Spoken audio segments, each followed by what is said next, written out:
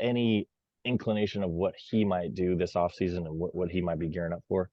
Yeah, I don't have anything real or specific on where his head's at. I just know that every year he goes into the off season not really knowing what he's going to do next, but planning to have a conversation with his wife Ellen, and they do this every year at this point. It's why he signs 1 year deals.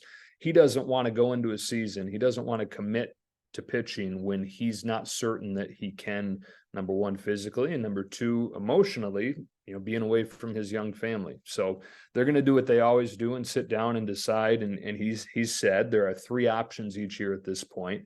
It is keep pitching for the Dodgers, keep pitching for the Rangers, or retire. And I guess that in that that it's going to be one of those three things. There's not that much that he's got to think about. It's a pretty simple decision, but certainly one that a lot of the Dodgers offseason plans will hinge on the outcome of.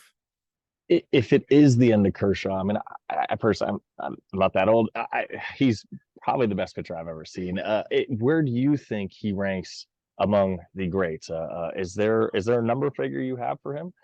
I don't think it's hyperbole at all to say he's one of the best left-handed pitchers of all time. And every time he starts, when I get to be on the call for one of his starts, I try to remind myself of that, when we watch that delivery, it's kind of, I think, in the same way that we can watch those old Sandy Koufax videos and we can all kind of picture his delivery. Kershaw's delivery is going to be burnt into my brain, and I think all Dodger fans and baseball fans' brains forever. And I think it's the delivery of one of the greatest ever to do it.